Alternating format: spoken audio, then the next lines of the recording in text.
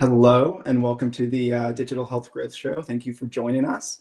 This is the Marketing Nerd's Guide to Growing Digital Health Brands, and this is all made possible by my fantastic team here at Fire&Spark. I am Noah Goldfarb. I help run Fire&Spark, which is a premier SEO agency focused on patient acquisition for digital health brands. If you'd like to chat more, dive deeper into any of the organic search related subjects we chat about today, feel free to reach out to me on LinkedIn. I'm very much excited about this one because I think a lot of the stuff we're talking about is perhaps the most interesting, exciting stuff happening in marketing, but it's also one of those rare moments where it's like some of the most interesting stuff happening in tech and just the world overall, and lots of things changing. Beyond that, this show is part of the Digital Health Growth Mastermind, which is a community for digital health growth leaders exclusively, which includes this live show, in-person meetups all across the country, which are fantastic, and a bunch of other great ways to learn and grow together. We would love your participation in growing this community. So if you're interested in joining, you can follow the link that my team is going to put in the comments. All right, so again, I help run Fire&Spark, organic growth strategy for innovative brands like Bicycle Health, Alara Health, Hinge Health, all sorts of other health companies. And Chris, how about you? Hey there, I'm Chris Duritzen, the other host of this show. I'm the founder of Single Aim. I've also worked with many virtual care providers over the years, including a lot of time spent at Verta Health, Bicycle Health, and then working with dozens of other digital health companies on their growth strategy. And today we have Katelyn Watson, who I am very excited to introduce. Katelyn is actually an old friend of mine. We've known each other for many years. And you've always been someone that I've gone to when I've needed feedback on a hard topic. And so that's why we have you here today. But let me introduce you first. So Katelyn leads all initiatives that drive growth through marketing as the CMO of Talkspace, and her experience prior to Talkspace spans digital health, hospitality, and e-commerce. At Talkspace, Katelyn has driven a full-scale turnaround, reshaping the brand and driving efficient member growth, leading to the first profitable year of Talkspace in 2024 as a public company. Prior to Talkspace, Katelyn was the CMO at a company called Nurex. Never knew how to pronounce it, but I guess it's Nurex. You did it right. I was actually okay. curious if it was. Yeah. Which launched and scaled a subscription base with over 1 million patients and was acquired and now is part of 30 Madison. In 2024, Katelyn was named one of Forbes' top 50 most entrepreneurial CMOs. And then quick call out to the audience. If you can make comments for us, we want to know what's one thing you're hoping to walk away with today. So share it in the chat. You can do that throughout. You can do that now. We'll be pulling up questions as they come in. All right, so let me frame this conversation. So everybody knows that marketing and search is changing quickly. There's no surprises there. The part I'm excited to have Katelyn here today is to talk exactly about what she is doing to evolve with it. She's been leading marketing at Talkspace throughout the transition, and we all want to know what you've learned. So basically, you're sitting in a really interesting seat. You're experiencing the changes that's happening, and so let's get started. So we've talked quite a bit about this topic already, and there's a few surprising things that have jumped out to me. One is the channels that matter. Like the list is different than what it used to be. And secondly, is that the people who are winning right now are operating in a much more ambiguous, much less directly measurable way, I think, which goes against a lot of the wisdom of the last 10 or 20 years. Okay, so first question for you. You've been telling people, I love this quote, what's old is new again in marketing. So channels like Reddit, Wikipedia, PR, communities, these are channels that marketers have often had to fight to get budget for. So why are these suddenly your areas of new investment, and what does this tell us about what is actually happening now? Yeah, thank you everyone for having me. And Chris, I was trying to think back. I think I've known you like 17 years or something like that. So yeah, it's been a while. I think you're like one of the longest relationships I've had.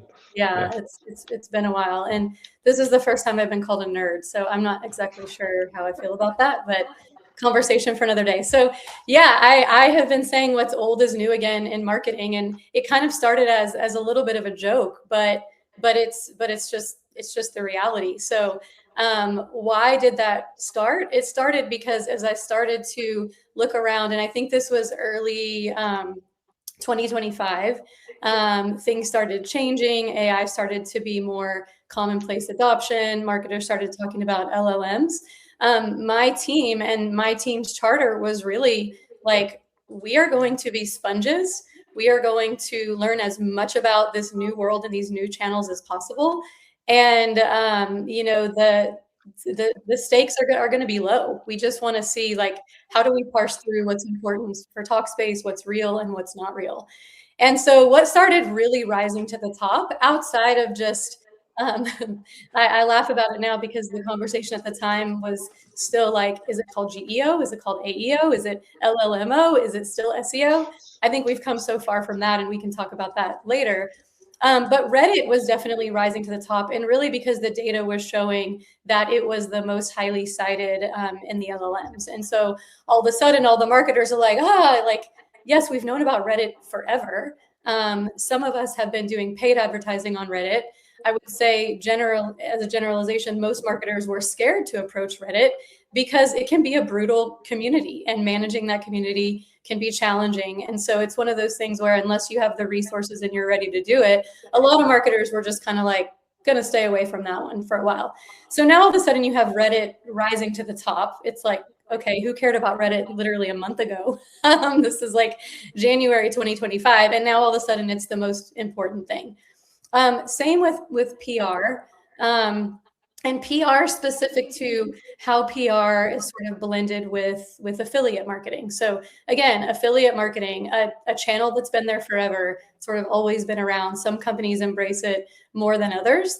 But now all of a sudden, these affiliate articles and pieces of content that maybe didn't deliver the best acquisition cost before are like ranking in, number one for these top 10 lists within the LLMs. And so it's like, okay, everyone's like going this way. And so it's kind of the same for several of the channels that we've always knew were these really important brand channels, but for whatever reason didn't necessarily lean into, and now they're all back.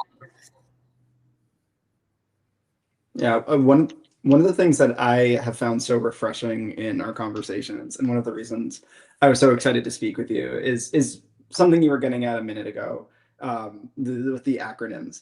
And there's the talk about GEO and AEO. And one thing that I find kind of frustrating, especially as we see more and more how this change is actually playing out over time, is it feels like people are kind of hoping or pretending that it's just SEO becomes GEO. So you used to optimize content this way for traditional Google search. Now you optimize it this way to show up in ChatGPT instead. And it sounds like you view LLM, and tell me if this sounds right to you or if you would put it this way, but it sounds like you view LLMs less like a new channel, like less like meta ads, and more as this really broad change in the way marketing works. And that's because it's a broad change in the way people make care decisions about their care. Is that like accurate to how you view it? Yeah, and it's really about how all of these different pieces of content structure from different places come together in one place where a consumer is making a decision, and making a decision in maybe a different way than they were before.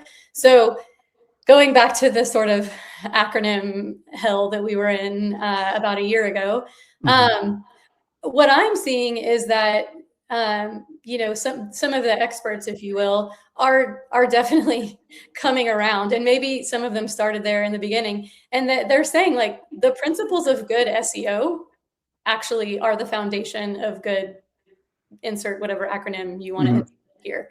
And that's refreshing because I wasn't hearing that a year ago. I was hearing like, oh, you have to do all of these different things. And yes, there are some other things. It's, SEO plus plus.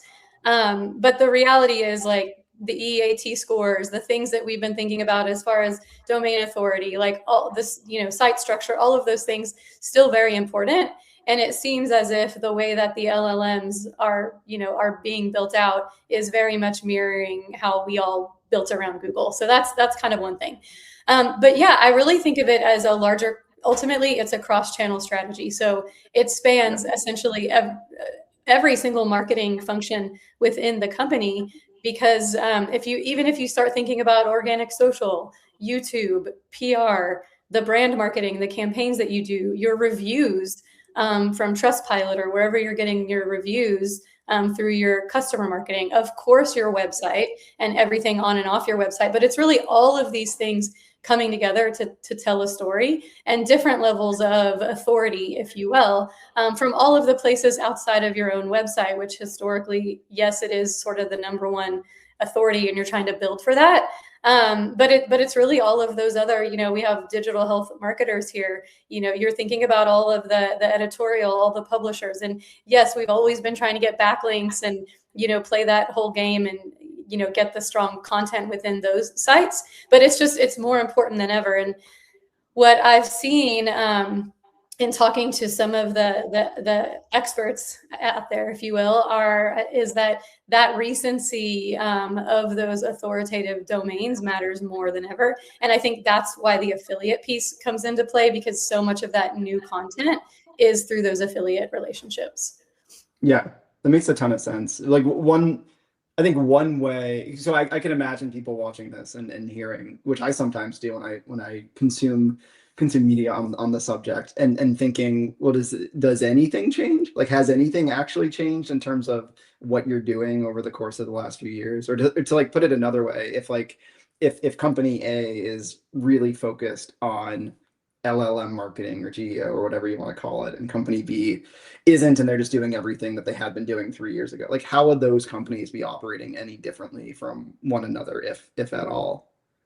Well, I think it's just that there are a lot of things that matter now, that there's probably 1 to 3 things that matter that most companies were not focusing on because it wasn't the number one, right? Maybe they were focusing more on their own site and less on YouTube. Well, now I think YouTube surpassed Reddit in terms of the citations that are coming into LLMs. And so now everyone's thinking about, okay, how do I create, take content that I might already have, bring that into YouTube videos, and then bring those YouTube videos into my site. So I think it's just more about, and should be more about, the well-roundedness of your program.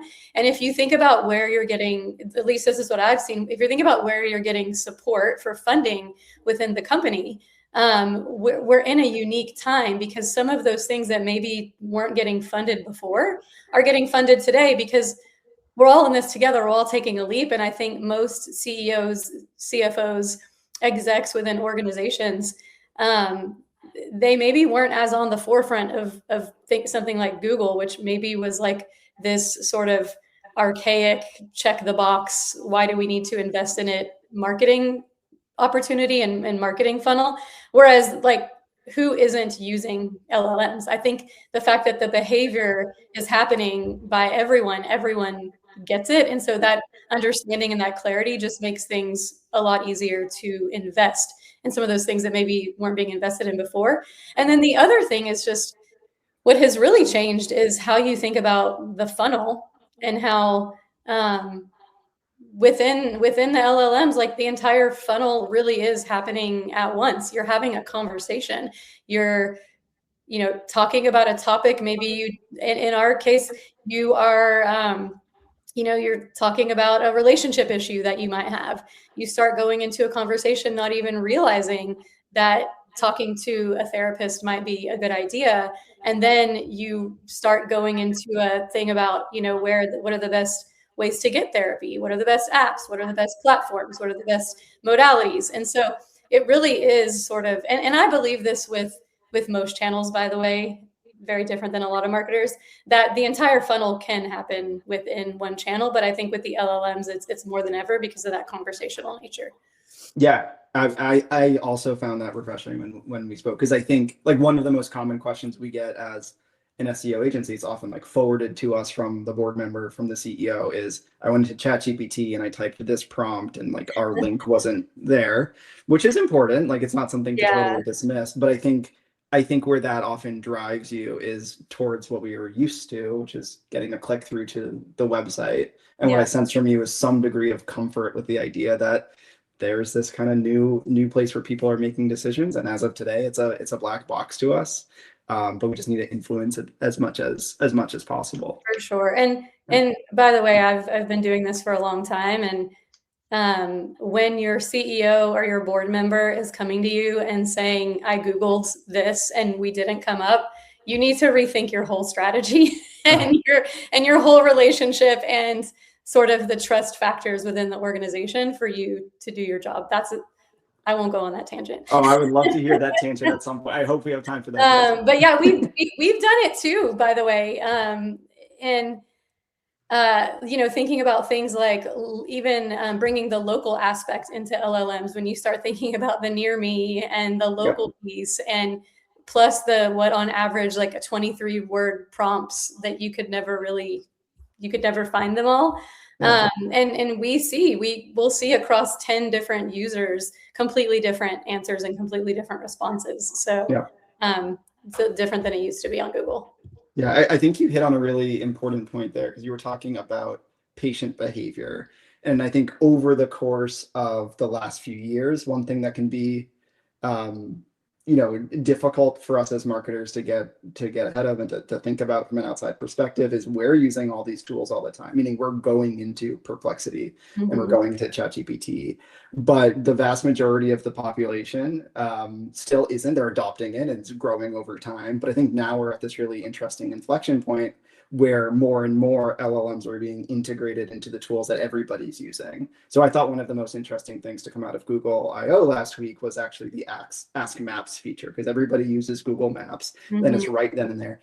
And for, I think, a perfect example of what you were referring to with people making decisions right in there is I was doing this yesterday, if you look up, like if you're looking for a provider, if you're looking for information for a specific provider within Ask Maps, it will like literally route you to one. Like it'll choose one for you and say, this is how you're going to get to that provider if it's an in-person clinic, which is just a degree of like decision making without ever a click that we've never seen before. Right. So that's what I wanted to ask you about next, which is what you're seeing in terms of evolution in patient decision-making behavior. So that might be sources they're coming from, tools they're using, or just how the questions they're asking differently. Yeah, so I think I saw something like 60% of people are using LLMs for medical advice. And I think about half of those people are using LLMs for mental health advice. So that is just naturally happening. And that's a new piece that's been brought into the behavior. However, I've seen other research that shows people who are using LLMs for advice, something like 30 to 40% of those people then had a subsequent appointment with their provider. So it isn't that they're using these things on their own or they're using them in a silo. They're using them alongside other channels, which has been happening in marketing forever. So it becomes a little bit harder. If attribution wasn't hard before, it becomes even harder to parse all of that out. And I think that's why, as a marketer, you do have to kind of follow the art and the science of what just makes sense. The other thing is, what you just mentioned with Maps is there are so many other new platforms that are out there just for health specific bookings, especially in our world where everything is covered by insurance. The booking marketplaces, Amazon has their health benefits checker. So there are so many of these other sort of marketplaces that are bringing all the providers together, where in the Talkspace world, our provider match was really the secret sauce on the back end, and we still have that. But consumer behavior is such that, maybe I'm looking for a therapist. I want to look for a specific one. I'm going to, go to ZocDoc because I know ZocDoc. So these are definitely coming into play. And then we see people who are using those marketplaces are then going to Google. They're going to the LLMs and they're saying, this marketplace recommended this provider or this company, like, tell me about it. And so that's where I talked a little bit about Trustpilot, but like intertwining with Trustpilot reviews, what people are saying on Reddit, it really does all come together. So I think it's just much more fragmented than ever. Yeah. And go ahead. Can I just jump in here? Yeah. I think one theme we've been talking about is just like the kind of the lack of measurability and sort of the many, many inputs, the complexity of the funnel. I'm curious, is it seems like, prior to the LLM era, there was this constant march in the direction of greater measurability and greater kind of performance orientation of marketing. I mean, I remember hiring marketers like maybe 5 years ago, and there was like this clear distinction between people that were like performance marketers and people that were brand marketers. And like the performance marketers were the generally more desired group. But it's just remember, Chris, we're in Silicon Valley. Yeah. Just remember that. But okay, Sure. we'll go with the hypothesis. Yeah. What I'm getting at is it seems like that's all been blown up, and we're basically saying it's really complicated and you can't measure everything anymore.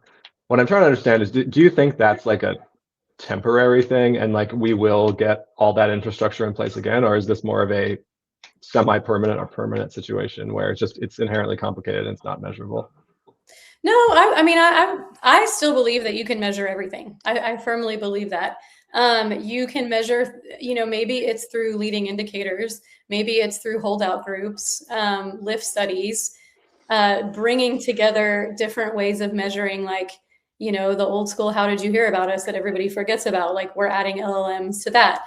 So it's still very much about bringing all of these things together. We rely pretty heavily, by the way, even on our own publishers to do lift studies across all of our channels to continue to show those leading indicators. We also try to not change everything at the same time in our mix.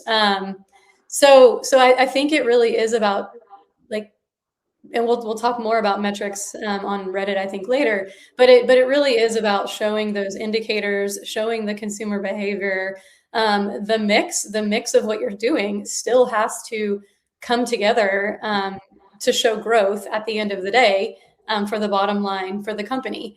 And so if we're not doing that, then we have to constantly dissect and figure out, okay, what did we change? What's incremental, what's not. So I don't think a lot of that has changed. I think we're just maybe a little more willing to take risk in these new channels because they're so fundamental to the core of everyone's daily lives that people are sort of willing to do that. And I've seen a lot of brands with zero-click search who said, well, like our brand searches have increased. We've seen the same thing. So this is where the art and science comes in, right? It's about taking different pieces of this, parsing it out and looking at the indicators. And, I shouldn't use the word hope because hope is not a strategy, as they say. But, putting this art and science together and these leading indicators together, you look at the balance sheet and it should come out on the other side. If it's not, it's a different conversation. Yeah, Chris, I know you wanted to dive more into specific channels, but before we get there, high level. So we talked about the patient behavior evolution, this kind of search behavior, I guess, evolution. Could you paint us a picture of Talkspace's evolution? So we could pick a time frame, maybe like a couple of years ago, 2 years ago versus today. Like what's different? What's the same? Are there new roles on the team, new agencies, new tools that you're using? You've talked a bit about the different channels that you're investing in and what that mix looks like. Yeah, absolutely. So our evolution really goes back to about 3.5 years ago when I came to the company. We actually leaned in very heavy on traditional brand, linear TV. We had our relationship with Michael Phelps, which we still have. And we were really leaning into those brand metrics, but we did not have a great picture of what was happening from a performance lens. So when I came in, we really kind of busted that all up. We essentially built all of our programmatic channels out. We moved from linear to CTV. We brought in new ways of measurement and a singular view of our customer and a unified funnel. And all of those things that sort of fast forward to today gave us the baseline that we had coming into the LLM era. So I would say during that time, it was a lot about doing more with less, driving efficiency, rebuilding the brand in a cohesive way, in an integrated way with performance marketing or brandformance, or however you want to characterize that. Coming into the LLM era early last year, and I hear a lot of marketers say this too, it's no longer about doing more with less, it's about doing more with more. And when I say more, I mean the capabilities that are now in our hands, with all the AI tools that now exist, like stepping away from the LLM piece. The biggest difference on the team is that I actually took one of my leaders who historically has run SEO and our website and e-commerce, and I said, you are going to be the AI expert for the team and sort of the spearhead across everyone on the team, from adopting tools to communicating where you're bringing AI into your role, to partnering with me to explain it to the rest of the organization and have marketing really be the leaders. And that worked really well, right? It allows people to not only evolve their roles, but for other people within the organization to have someone to sort of lean on from an AI perspective without always having to come and ask me. And we all are sort of learning from each other. The other thing is on the agencies and consultant side. So we have generally been, I'm a pretty big proponent of building in-house marketing teams, and we generally run on that philosophy. But I would say now, with some of these newer channels that maybe we don't currently have the capacity for, we are bringing in expert agencies that are super, super focused in one area, in many cases to help us train up for the future of when we bring whatever that competency is in-house. So one example is we have done a major Webflow migration. Within Webflow, there are a number of different optimization tools, SEO tools, LLM optimization tools. And we were using agencies for a lot of those things in the past. By bringing it all in under one roof, under Webflow, we've been able to essentially bring all of those things in-house. So it's a little bit of a combination of the tools and the teams coming together over time for that in-house model. I know that was a lot.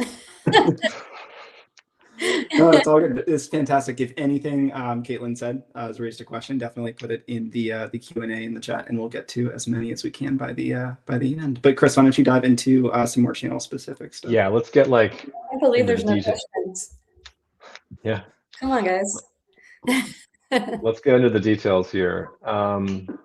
Okay, so what we really want to get into is obviously some things are the same, but some things are different now than they were 18, 24 months ago. So I want to talk about the things that are different. So new areas, you mentioned a few already, Reddit, digital PR, etc.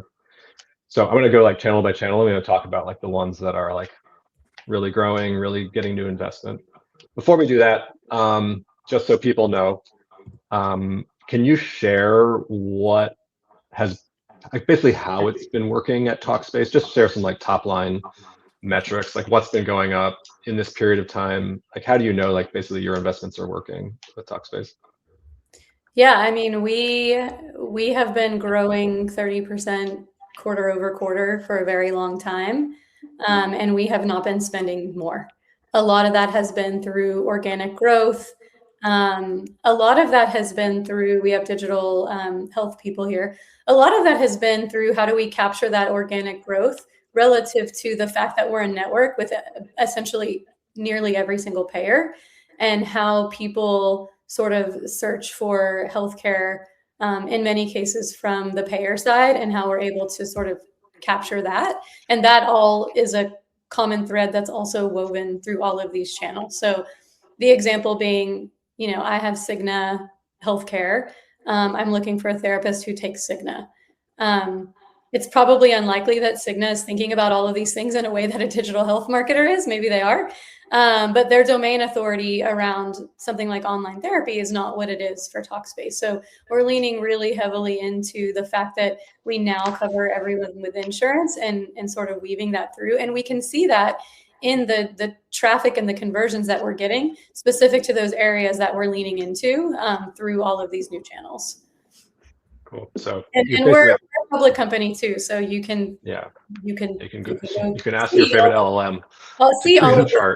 And yeah, I mean, I think if you look at a company where spend is going down and growth is significant, certainly marketing cannot take credit for all of it. We partner really closely with product. We partner really closely with revenue cycle management. And, we have a team together with clinical, with, balancing supply and demand. So it is never just one of these things working together. I think it's really more the orchestration and how you bring it all together in a coordinated way. But yeah, it comes down to revenue. I mean, if you're a marketer and you're not looking at it that way, I think maybe that is part of the issue with some brand marketers, perhaps.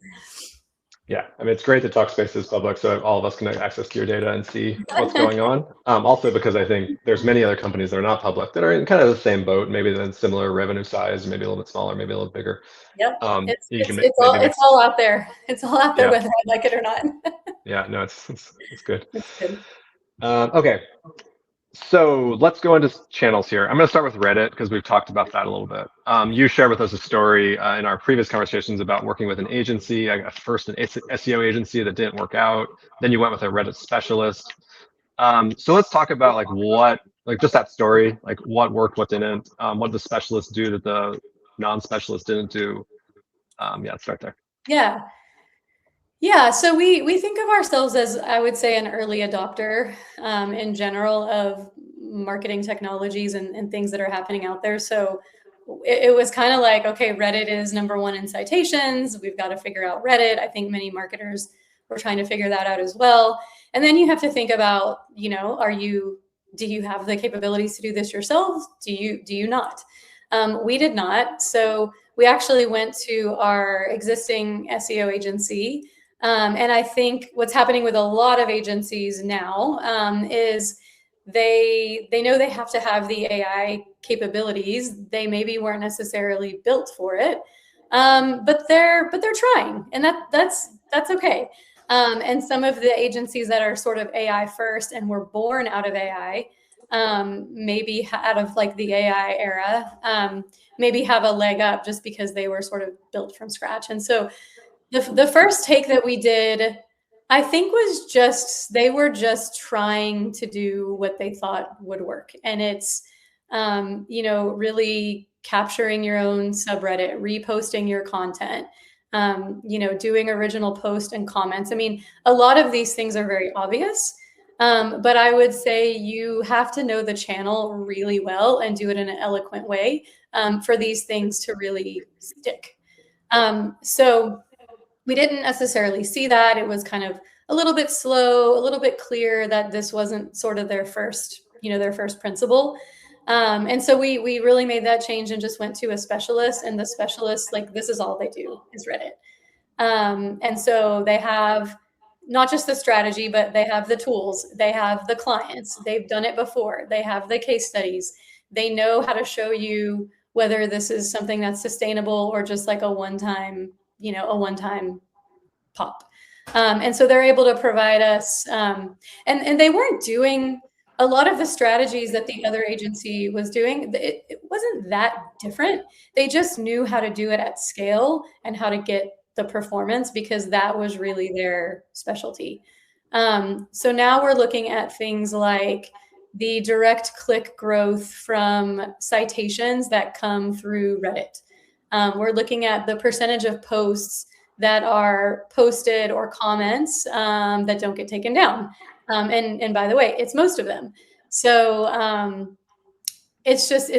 I think it's just about having that sort of specialist mindset relative to an agency that's large and maybe trying to do 100 things. Yeah, I think Reddit is kind of like a black box for a lot. I think a lot of people have tried, they make a few posts, they get blocked or taken down, and they get scared of it. Yeah, and I think the other thing is how you're thinking about pairing these channels with advertising as well. So we also started running ads on Reddit, probably I'll say, under 2 years ago, maybe even under a year ago. And I think kind of pairing the two together, because the ads will add to the commentary, they'll add to the momentum. And that's ultimately, that's kind of what we're looking for here. And so when you think about performance and sort of reasons to believe, you really are looking for momentum. It's a brand new channel. You aren't necessarily going to see, you're not going to necessarily see the immediate ROI on day one. But you have to look for the momentum, and you have to, within, all of your channels as a collective, see how that momentum is kind of driving through as a thread. And then it's also good because if your investors go to ChatGPT and search for you, you're there. So the box is checked. How much is Reddit now of like your overall like spend? If you think about like agency spend and whatever spend, like is it still tiny, or has it grown significantly? Like it's definitely grown significantly. I would say that, we're still, like most of you here, are leaning heavily into transforming our search programs through AI Max and through the AI tools that are now built into Google. That's a huge part of it. And then across all of our other programmatic channels like connected TV, paid social, we do podcasts through programmatic, is really about continuing to have that nice balance of brand and performance across all of our channels. But yeah, it's growing a lot. I can't say the percentage, but it is growing significantly. And Lindsay had a great question in the chat here. Thank you, Lindsay. She asked, what percentage of your budget do you typically allocate to testing new channels? So essentially like the R&D portion of your marketing budget. About 10 to 15%. Yeah. And we also came from an interesting time, right? I mentioned, oh, hi, Lindsay. I think I know you, Lindsay. I also mentioned that Talkspace had this huge shift where everything was brand spend. And so we had a massive sort of performance influx. And within that, we were able to sort of build in that testing piece from the very beginning. So it's kind of built into our CAC. I've been in other organizations where your level of efficiency is to your detriment, right? Like you are so efficient that you literally can't spend $10 on something because it's going to throw off your CAC. So I would just urge you as marketers to just build that in from the beginning as much as possible. Otherwise, then you just get into the CAC wars, and that's not fun. You got to have a balance. And we see, by the way, YouTube is a perfect example. We see every indicator from YouTube in our lift studies, in our increase in brand search, in our intent to purchase, in our awareness that comes when we spend in YouTube. We also see the growth performance overall increase when we increase and spend more on YouTube. So you're getting a lot of that top of funnel benefit that is carrying through to the bottom line and sort of filling the funnel. But it really, as a marketer, our job is like, you got to put out the reasons to believe. You've got to show the momentum and the early indicators. But you also want to very early on drive trust within the organization so that you're not getting nitpicked for every single thing that you want to test. Cool. Okay, so that's Reddit. Let's move into another channel that you've talked quite a bit about, PR, digital PR. It sounds like you're making more investment in this now than you have been. Can you just talk about what you're doing there and like what's the output, what's the measurability? You're saying PR is having its moment. Yeah, just talk more about that. Yeah, it's kind of like, again, what's old is new again, backlinks, like authoritative backlinks. It's kind of all, within the same universe. But because we're seeing, and even in some cases from some of these very obscure publishers coming into some of our biggest prompts very quickly when they go live, we're leaning into that because, again, we believe in it. And so there are a number of platforms that we are launching with that will essentially use AI to match your content and your article to the right publishers to get more PR en masse. But then that doesn't mean that you're not doing your strategic PR with your PR agency and your business PR and taking all of those pieces of content and building them into LinkedIn posts and even webinars in some cases for Talkspace. But yeah, it's really about the Not so much the tonnage, but what I'm seeing and what others are seeing is really just the recency, number one, and the specificity of a topic. So we are Talkspace. We want to own online therapy in the future, you know, and even broader mental health care, which is across many different categories. So the idea is, you know, getting yourself into as many of those conversations as possible. And it used to be like, oh, the CEO dream, you know, we're on the Wall Street Journal, we're on the New York Times. But the reality is it's like, no, you want to be on these 20 obscure publishers where consumers are posting and reposting out on social media with those backlinks, again, tying back to standard SEO principles. Yeah. Yeah. And I think, I think when I mentioned, there's this guy, Danny Groner, who I've known for a long time at Forecast Labs. I met him at Nurex, and he was always this huge proponent in growth PR. He talks about it a lot. And the way that he kind of goes out and seeks supporting journalists to bring in like the trust piece across within these sort of authoritative articles. And really the idea and the growth piece of it is being able to do it at scale, which PR historically has not been. But again, it's in the theme. We should have titled this "What's Old is New Again" because it's sort of within that same theme. Yeah. Okay, I've kind of two questions like on two sides of the poll here. One is like there's a lot of really cool ideas here. I work with a lot of, I'd say, smaller startups that are getting going. Their budgets are pretty small, and like, you know, hiring an agency for like 5 to 10K for any individual channel is kind of a big deal. So they have to choose what they're doing. 5 to 10K a month, I mean. Mm-hmm. Like how is on the lower end, like on the sort of getting started end, can you do these things? Are there like we haven't talked about budgets at all, how much it costs, like how much does it cost to do Reddit? How much does it cost to do digital PR? Like, do you think it seems like at Talkspace you have budgets to do these things and it's kind of obvious, but are there like lower cost ways? These are often too intimidating, I think, for Yeah, I mean, you would be surprised. I try to run things as if it's my own money and as if I'm in a Series A startup and be scrappy so I can do more of these things. And I think agencies, since they're also operating with AI, are getting more, getting smarter about how they build their margins and things like that. But I would say like between 5 and 10K to me is always a reasonably good place to start. And the things that cost more than that's when we really start to take a hard look, like, is this really worth it? But I think if you're a marketer, 5K, you can probably always negotiate down to that range, really, for any of these things, truthfully. Like, I think you can find it. There's also so many, and this is part of just being a marketer and building up your network.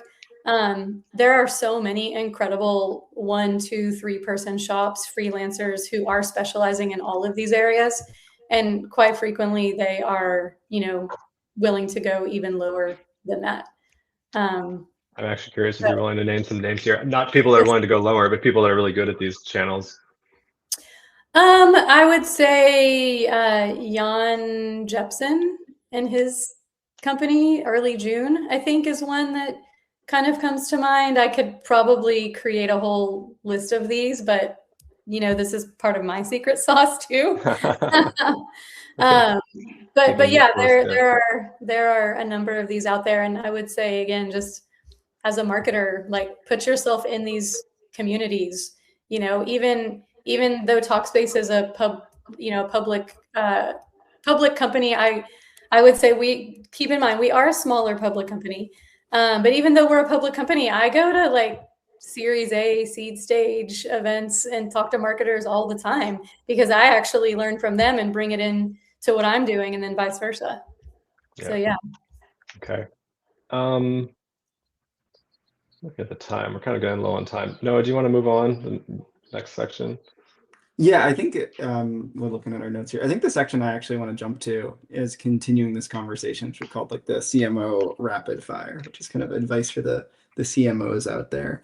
And the question to start with there is, spoiler, we often talk about takeaways for the end, but one of my big takeaways from speaking with you is really is really just about like your leadership ability seems to be what makes you successful more than anything right now. Is like you're able to bring people along, you're able to see the forest for the trees, which I think people really struggle with. You're able to, the conversation you promised us for another time about communicating with executives, like all of that seems maybe more crucial now for people in your seat than ever.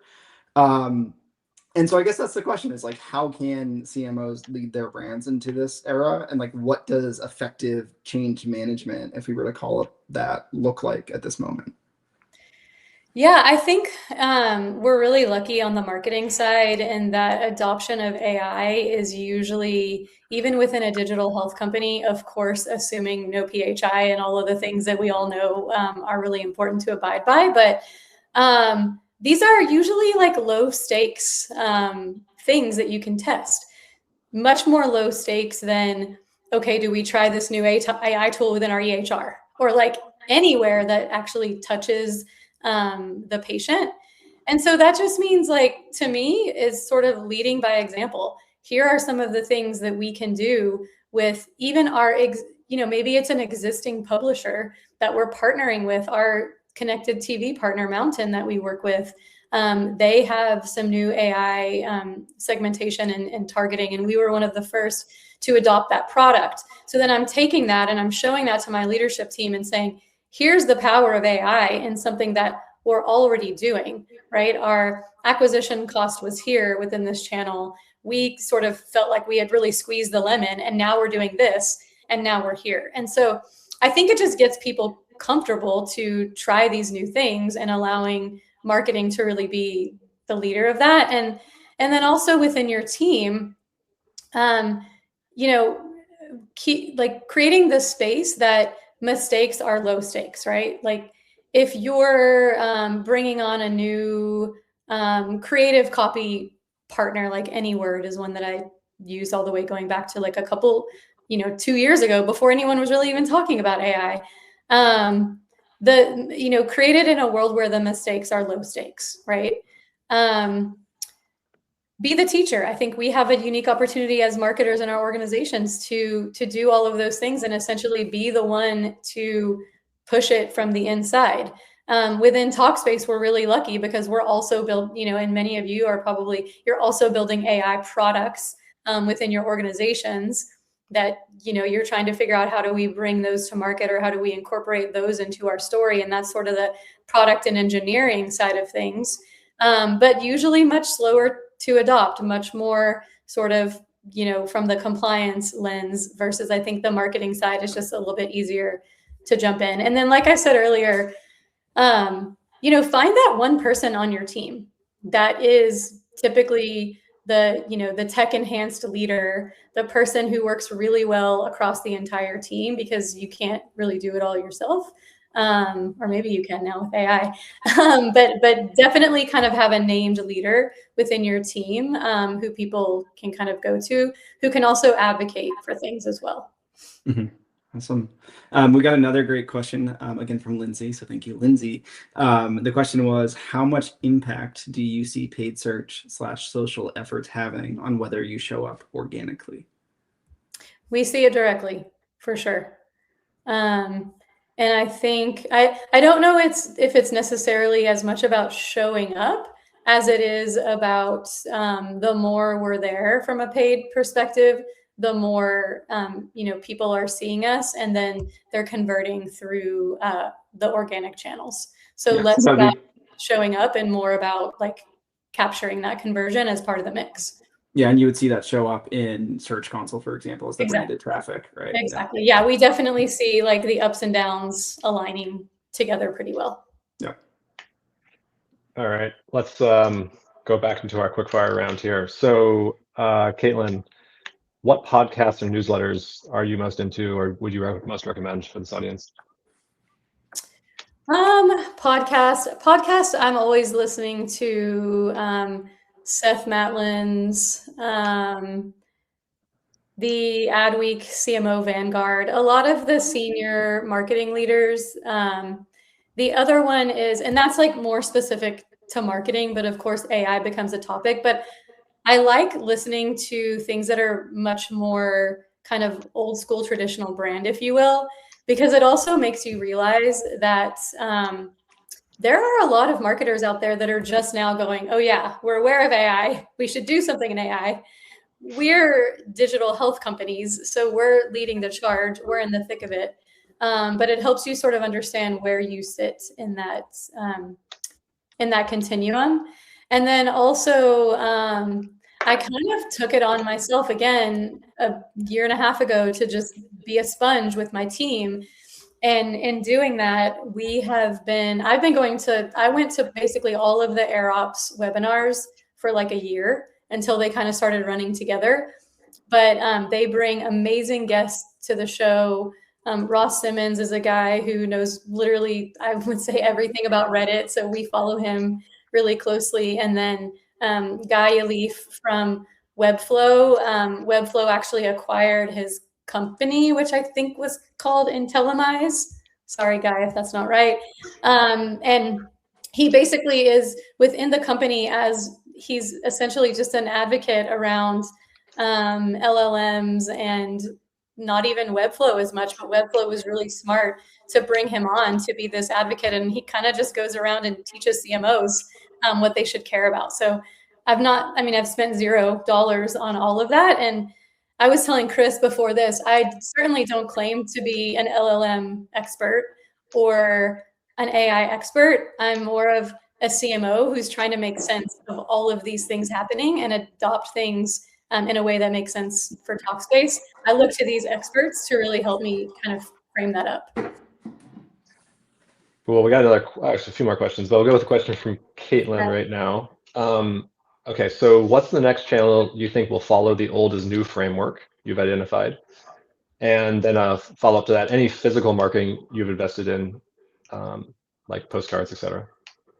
Katelyn, I love that question because it's been a while now, but the Lobs of the world and the programmatic direct mails of the world that have been out there for a while, we have tested them. We have not leaned into them just because we don't have an infinite budget, and we still believe that there is a lot more room within our digital channels and things just go so much faster. So I would say even thinking about like programmatic out of home, which is out there, which we've tested,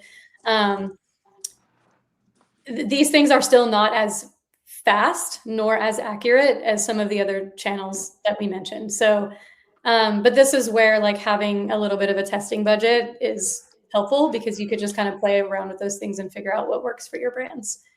So quickly add, our first show we had Karen Underwood from Verta Health, and their big secret was mailers. Mailers was their biggest growth channel. So, I love that. And I think the mailer piece is interesting.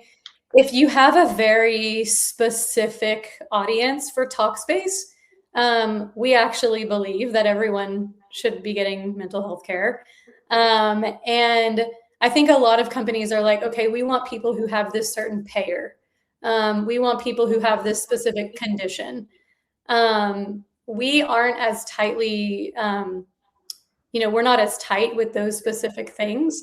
So we are more focused on like the general population that we know ideally could be interested in getting therapy. So it's much broader. So I could see why the DM for Verta, or a Hinge Health or companies like that make a lot of sense. The other thing on physical marketing that I want to add is just, we're a pretty hybrid business. We have B2B, B2C, and B2B2C. And on the true B2B side, where we are actually going and having physical presence at events, we have implemented an AI SDR that is also helping us to follow up with all of the people that we're meeting at events or who are coming to webinars or who are coming to our website to ask questions. We're able to then kind of funnel them through the whole B2B experience using Jill, who's our AI SDR, and then follow up to them with like relevant content, relevant white papers, and like nobody's touching that at all. So that's kind of how we're bringing the physical piece in terms of events. Cool. We have one more question here from Scott. Are CMOs starting to use AI to evaluate partnership alignments that land on your desk or colleagues of yours in the industry? I have not seen that, but I would love a tool that helped with that. I mean, I think the closest to that is actually like an impact radius, and I'm not sure that there's AI built into that yet, but there should be, for that exact reason. I mean, most of the partnerships that land with me are usually digital health companies that are trying to figure out how do we get our patients either offboarded or over to get mental health care alongside whatever their other type of care is that the partner is providing, and then vice versa on the other side. No, so that's interesting. Sounds like a startup that Chris should invest in or start. All right. Yeah, I'll do it. Okay, let's move to a final question here. If anything else comes into the chat, we can do that too. But one thing I really loved from our conversations is you saying that this is the best time in a marketer's career. Can you go into that? What do you mean by that, and make the case for it? There's a lot of things here. So I think that AI-enabled marketing is making it a lot easier for us to all be generalist or full stack marketers, if you will, because I think there definitely always has been this, are you a brand marketer? Are you a performance marketer? And how you sort of bring the two together. At the end of the day, what really matters is that you understand the basic principles of marketing and a marketing plan. Because unlike the past, sort of now, I think, especially if you're in a much earlier stage company, you could actually do it all yourself. So there's some people that have this sort of like, oh, the specialists are going away, it's all going to be generalists. I don't necessarily believe that that's the case in a black and white manner, but I think that will be the case for some roles where they'll be taking on more pieces of the funnel within their role, or they'll be more campaign or more product owners who are able to manage many different parts of the funnel. So I think that's a big piece of it. And what's interesting about that is that in a world where, the world kind of sees advertising as like spam or like exploiting a consumer, if you will, we really are changing to be like the orchestrators, and how are we getting better at matching a customer or a user to our product, which, by the way, has been true since I've been in marketing, which is over 20 years now. We're just getting better and better and better at it. So amazing. We are pretty much at time now. If any last second questions come in, we will try to squeeze them in. But barring that, I wanted to thank you so much, Katelyn, for this conversation. I found this so much fun, and I found it really enlightening getting to know and inspire, getting to know you, and having these conversations. From my experience, I think Katelyn's one of the best people you could possibly follow in this space. So I would definitely recommend giving her a follow on LinkedIn to keep track of what she's up to. Yeah. If anybody out there knows someone who would be a phenomenal guest, send them our way. Our best guests will come from people that this audience recommends, because this audience is just full of a lot of the right people. You had given us a great accidental plug, Katelyn, for our Digital Health Growth Mastermind a few minutes ago when you were talking about all of the value you get out of just connecting with other people in the space. So if that sounds interesting to anyone in this audience, we are coming to San Francisco this summer. We're going to be in New York again, Boston, all over the country. And we put together rooms with those growth leaders who are leading digital health brands. So if that sounds like you, send me a DM or check out the website in the chat. Thank you again, Katelyn. And Chris, any last thoughts before we say goodbye for today? If you have questions, send me a DM on LinkedIn. And I don't know, Chris, maybe we should do a blog post, because I feel like there's so much I didn't even. It's just there's so much. We could do this for 3 hours. I know. I think we will. Don't tempt us. we will take you up on that. All right. Thank you very much, Katelyn. Thank you, everybody. And we will see you next time. Bye, everybody. Bye. Thank you. Bye-bye.